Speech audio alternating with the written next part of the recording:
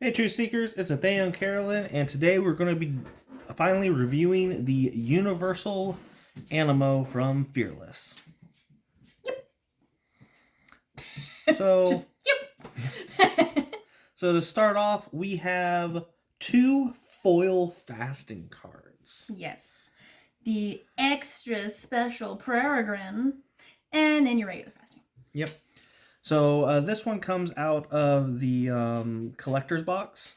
Yes. The Truth Seekers Collector's box. Yeah. Something like that. I don't actually remember. We've pulled so many cards out of so many different places. I don't remember actually where they came from anymore. Yep. But it is a special one that you can only get a very certain way, and I don't remember what that way is. Yeah.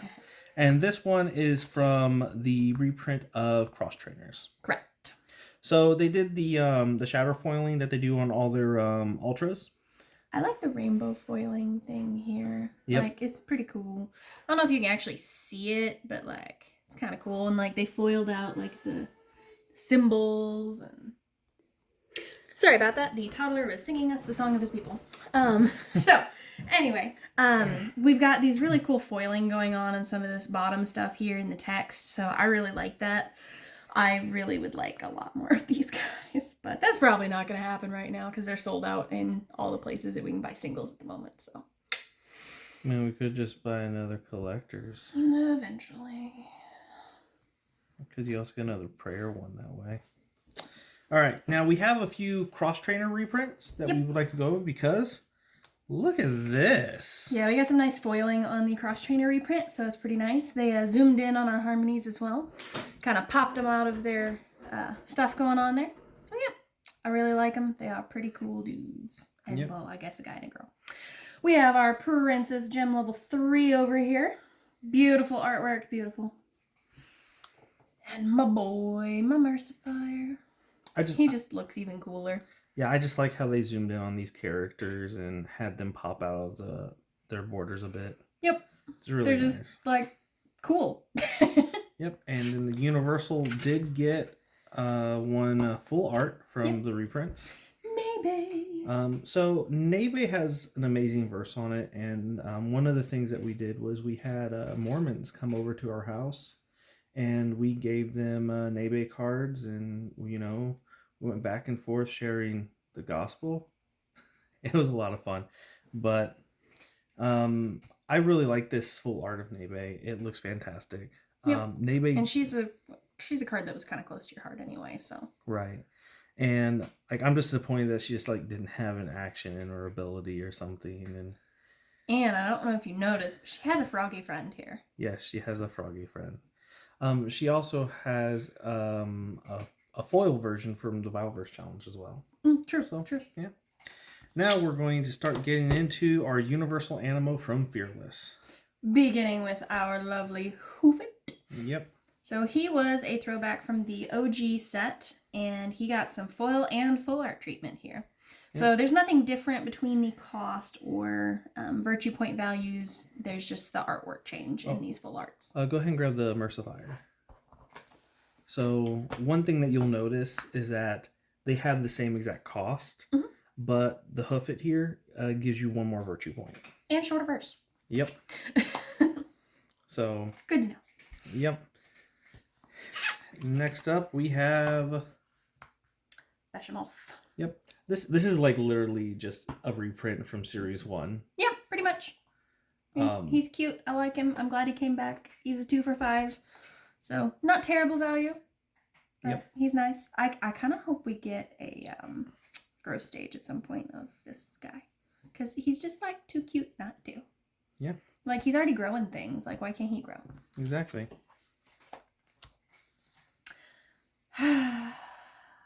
I like how they did like the reverse shatter foil on this card because like his tail is on fire, but it's the rest of the card that's on fire, and his mane, he is like just straight up cool.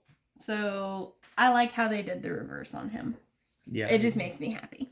Yeah, and he just looks fierce. He does. He looks pretty fearless. Yep, and like we'll see this art used again for the Ultra. Yes. And we have a lot to say about that. Yeah. Fondly. Excuse me. Sorry. So, Fondly from Cross Trainers was originally a level 1 love that was like a 2 for 5, but had fellowship bonus for to be 8. Mm-hmm. And then it would grow into a universal Animo that is a 2 for 10. This one being a 2 for 12 is really good. 3 for 12. Sorry, a 3 for 12. Sorry. 3 for 12. And the Fondly that came out this set for love is a 2 for 3, but you play it and you draw cards if you're facing against a Cine. Overall, just great value. I'm actually personally torn on which Fondly I would like to run. I just like the artwork style on this one better. It's very like whimsical and like Dr. Seussy, and I just like it. And I like the little bird just kind of hanging out. So I'll let you talk about this guy. Bibsy. Bibsy was my buddy in the first set, and he has remained my friend in all of the sets. He got a cool reprint in the OG, and then he has made a beautiful return, and kind of his artwork style kind of went back to that OG style as well. He is a 1 for 3, and he has an ability that says, when this card is played from your hand into your small group, you may draw 1 card for each Animo in your small group, besides this one. So he can be a draw 3. Like, that's pretty powerful. The fact that he's a 1 for 3, I kind of like him. You can always put a sword, what's the one thing? The Broken Jar. Yeah. That's what I was thinking. And you can make him a 2 for 8 that way, which is not bad. You can also put a Paul's Chains on him, remove him if you wanted to, just let him sit there. Just kind of whatever you want with him. So I really like my Bibsy boy. I will also remark that Bibsy and Sea Curl are going to be extremely useful with some of these ultras that came out this set. Absolutely. Ninjiana. So there had been a lot of talk about like having a female Ninjiano Armorino type card. I believe she was actually designed originally, was supposed to be with the OG Ninjiano, and there was supposed to be a Ninjiana, I believe is how that went, and they kind of put her on the bench for a while, but she has made her entrance, and what an entrance she has made. She is a 2 for 6 for a level 1, and she's got a nice short verse, and I just think she's cool. And she is also the Animo that defeats the Fear Crows. Yep. And such. I think that a family created Ninjiana and added them. But, Josh is going to eventually watch this video, and he's going to like set us straight on the origins of this. So. All right. Next, we have a face you might remember. Hey, look. Hey, look. She's just like facing all sorts of different directions and hanging out and doing stuff. And so this one is a 2 universal. This is a Holy Spirit and Faith. This is a Holy Spirit and Faith. So her artwork has just been swapped and she's gotten a little bit bigger here. But the specified costs, she's bigger. This one, she's just a 6. So I just think she's cool. Yep. And she has a tail. She has a tail. Ooh, what shall we say about these things? If God is for us, who can be against us? That is an awesome verse. She just looks like she is here to fight. Like, the thing that I like about her is the fact that she's so tiny, but yet she does a lot for a level 1. She's fierce. She is fierce. Yep. She is small, but mighty. All right. My Opalus. I am slightly sad about my Opalus, but I am happy that my Opalus has made a return. So, Opalus was the Lumini of love in the original set. She could go get you a power card if you basically discarded her. I really liked her, and she's made a comeback. She is a 3 for 10, a Holy Spirit, Love, and Universal. And she is your unicorn mermaid creature, and she's princess and princess, yes, but yes. She's just cute and I like her, and I'm happy she's back. All right, she's also, like, along with the Mercifier and Hoofit from the Universal set, a 3 for 10, really upping the ante on there for those 3 costs with 2 specified. I think that's really balanced. Yep. Also, I would like to remark that this is like we had a raspberry with this same cost. Mm-hmm. We didn't have anything in cross trainers with this type of cost. Right. However, we still do not have a faith and hope cost that's a 3 cost. True. Yeah. Yet. All right. Well, look, that's not Blippi. What? Remember Positiffany's original growth? Bluppy. Blippi is a children's character who wears like overalls where our son watches. That's Blippi. This was Bluppy. Sorry. Okay. So this is Positiffany. Yes. This is a 1 cost line that is universal. It starts off with 2 virtue points, then grows into a level 2 for 5 virtue points, ends up with a 9. Yes. As a level 3. And I hope the level 2 is never used as a Bible verse challenge because I don't want to. Good. The thing they had to change the font size on that to make it fit. Okay. Here's the funny but it's thing. a +6, man. Yeah. Like. But here's the funny thing about that verse. Yeah, I know. It's one that we know. That is the verse that like you're supposed to memorize when you're like, oh, I'm thinking about things I shouldn't think on. I need to think on positive things. I know. But oh my goodness. I like how she starts off as like this kind of cousin It type character. Mm-hmm. And then like she's like growing a neck beard thing over here. It's kind of like it's like the poofy, it's a cowl type thing. It's a poofy part of like a blouse type. Yeah. Like Victorian neck poof. But I don't know. She's cute. I like her. She was one of my favorites originally. She was a Hope originally. They brought a lot of characters back for this set, and I really like that. And the level 1 is also the Bible verse challenge for the month of April. Yep. And we will be doing our own special rendition of that together. Also, just to let you know, this Bible verse challenge for this month, I've had the most. Like I've expanded like to like the children's church area when I normally deal with the youth. Like it's a real easy verse. Next, we have our Ninjana Ultra. So we have 2 versions of her here, and this one is a very special one. We have our regular foiled Shatterfoil, again 2 for 9. She's really nice. I like her. And this one, on the other hand, well, this one's a little special. This came as the 3rd stretch goal, I believe it was, with the non-Kickstarter when Fearless was being in production or going to be in production. There was going to be a random card that was going to be made into a gold foil. We saw the other one of this. We did not realize there was going to be 2. They surprised us with this one. And so this was the surprise. And it has a different background than the others, which I'm very happy about. It's really cool. So it is kind of hard to see, but it is a complete gold foil. And it is like it's basically like just a collector's item. Yep. It is. And there are limited number that's all. Most people are not going to have these. All right, we're going to do these 2 together since they have the same effect. And I like my Mercifier Ultra. He just looks so cool. And frankly, Aquilion looks amazing. So, yeah.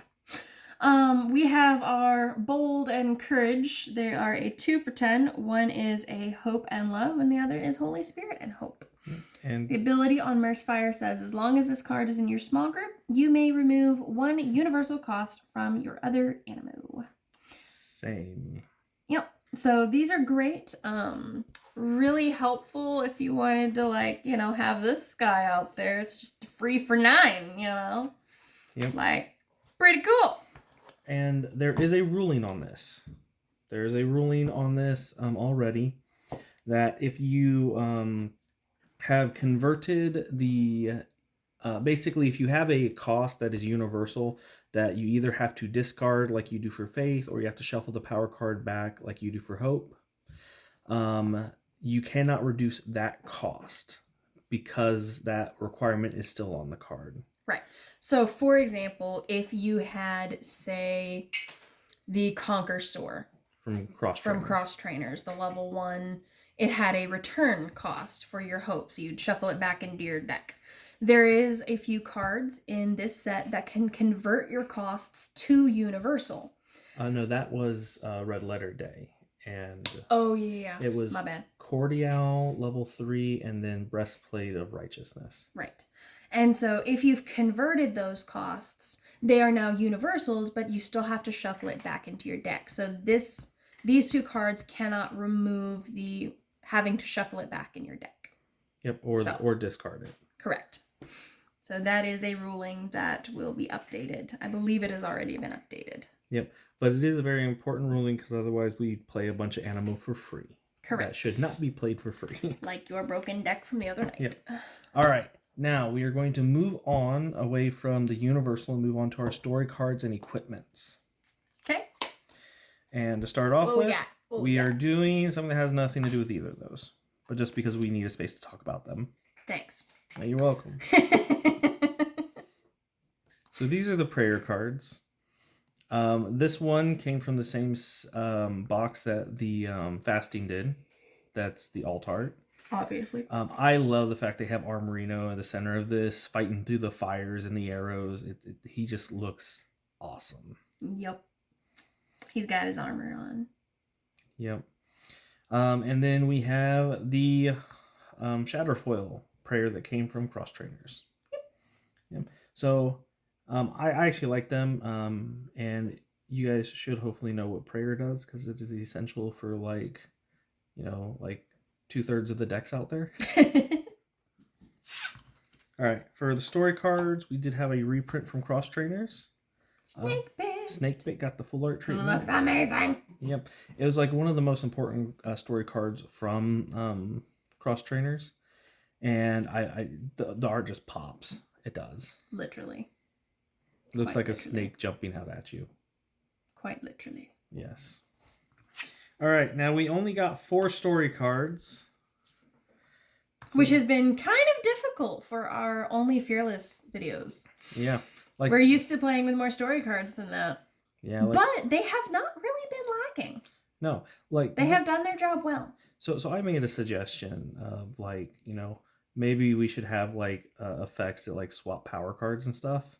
And this was fantastic. Yes, you may swap up to 3 power cards from your power pool with standard power cards of the same number that you find in your deck. So you can shuffle 3 for 3. This is great in dual color decks, which if you have, hope and you really need some love out there, go find it. Go swap them out. Go do what you need to do. So it's really nice. Yep. And being a story card, you can use it with anything. This might be great in the 1-cost deck. Yeah. I didn't even think about that. Yep. Because then you'll be able to because the 1-cost. If I really need certain things, yeah. Yeah. Absolutely. Then we got Paused Maws. Why don't you tell them about this one? All right. So this card is awesome. It says, place this card in your active city spot or next to it if it is currently occupied by another card. No opponent may reveal a city to you on their next turn. At the beginning of your next turn, remove this card as well as any other copies of Paused Maws in your hand, deck, or discard pile from the game. So, essentially, this is kind of like, don't put a city on me next turn. And then you only get to use it once per turn. So I recommend that every deck just throw one of these in because you're only going to be able to use it once. But, you technically could throw 3 in there so that way you see it more consistently. But you're only going to get it that one time. Use it once, yeah. So the really nice thing about it, though, is this is a really, really, really nice card in a 3 or 4 person variant game. Mm-hmm. Because it says no one may play a cine on you. Not just your opponent, it's nobody. Yeah. Nobody's playing a cine on you for their next turn. So the entirety of that next turn, nobody's going to hit you with that, which is really nice. Yeah, and it doesn't get removed until it comes back. Turn. Yep. Yeah. Which is also nice, too, because you can also play it even if you have a cine. Unlike Tough as Nails, where the spot has to be empty or something like that, you can play this next to it, and you're just like, no, I'm going to defeat this cine, and boom, you can't do anything about it. So. Next up is Giant Killer. I have abused this card quite a bit at this point, and I really like it, and I need to run multiples of these in each deck. And there's a special ruling with this card, too. So you want to go ahead and read its effect? So the effect says you get to choose one of the following. Number 1, search your deck for a Mega Cine and reveal it to an opponent. This card may only be done if the opponent is not already facing a Cine. So you can put this on any of your opponents if you're playing a 3 or 4 person variant, and you can search for a Mega, which is really, really nice. Or, number 2, if you're facing a Mega Cine, return it to its owner and have them shuffle it back into their deck. So you might see it again, but you don't have to deal with it now. Yep. Now, the 2 rulings that are with this is number 1, they actually changed a deck building rule.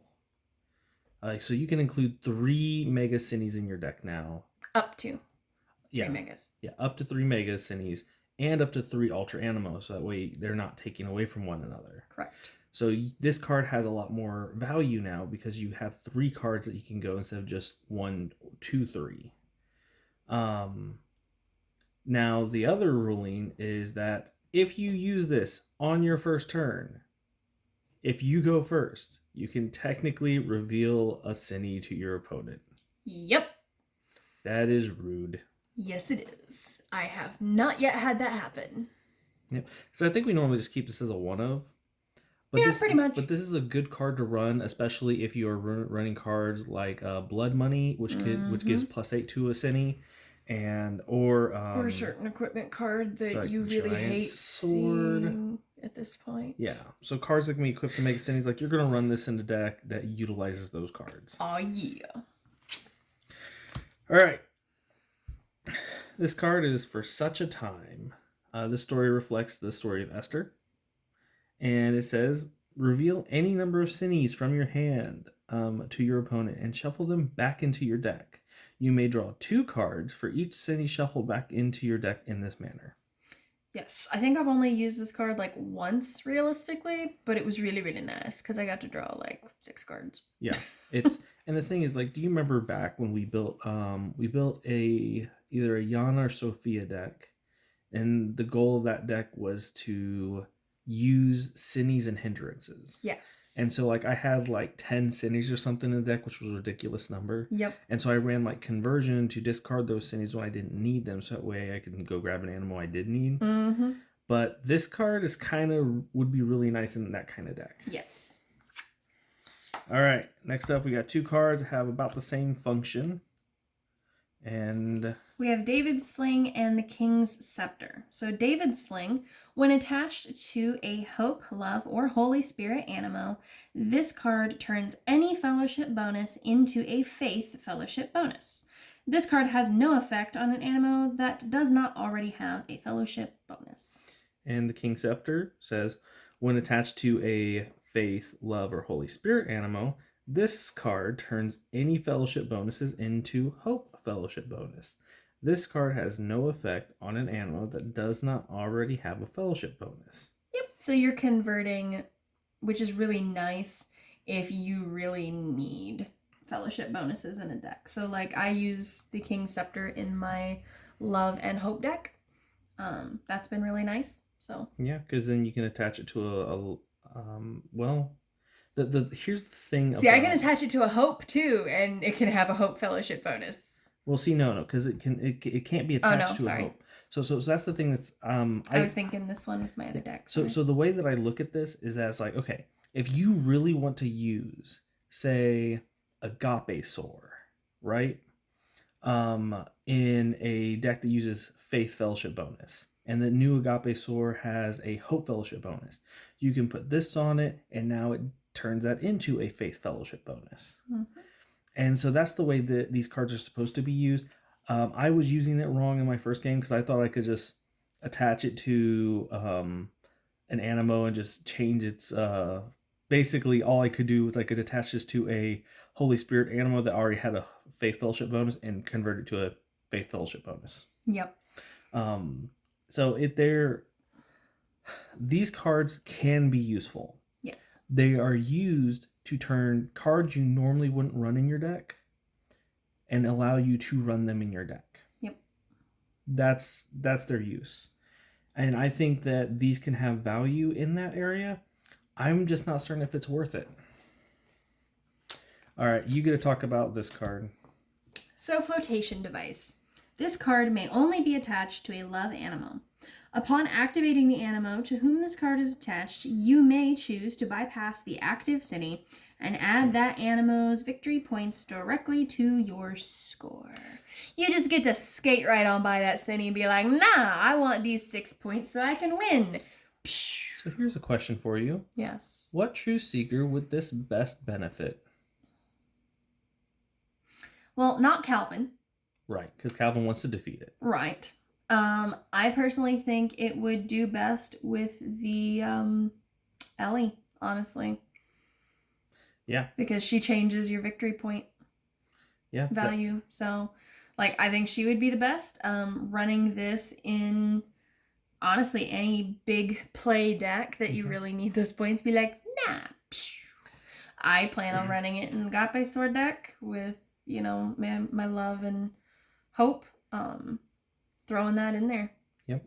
And I personally think it'd be really good with Sophia because Sophia doesn't necessarily want to defeat its Cinis because the Cinis that are out there become its draw power. Right. Plus, if you've already dealt with that Cini's like action that only lasts for the turn, you don't want your opponent playing another Cini on you because then you'll deal with that effect again. So you just equip this and like you can team it up with like with another Animo that runs alongside Opopany.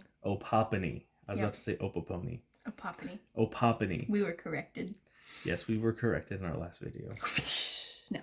So Opopany has the exact same effect as this, but it's once per turn. Correct. Across all Opopanies. So you could be like, Opopany, this at the same time. Yep. Yep. So it's really great value. Just it has its uses. Yes. And which I have used frequently. And so we also have one more equipment card to go over, and that is Scarlet Cord. This card was actually spoiled to the group real early on. And so Scarlet Cord says, the animal to whom this card is attached, you may either return it to your hand or discard it from your small group at any time during your setup phase. If you choose to discard it, you may search your deck for any Animo with an equal or lesser value, virtue point and place it in your hand. This card cannot be discarded once this action has been used. So this card must be discarded. Oh yeah, sorry. This must be discarded, not may. It must be discarded if it's used.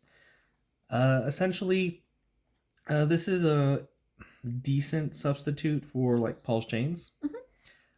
Because we use Paul's Chains, and Paul's Chains does a whole lot more than this. Yeah. But be like, I want to save this Animo for later, but I don't want to use it this turn. Here, I'm going to put it back in my hand. Or I can be like, you know what? This one's really not doing me any good. Phew, go grab something else. Like, it's like Mercifier and Paul's Chain smashed together. Yes.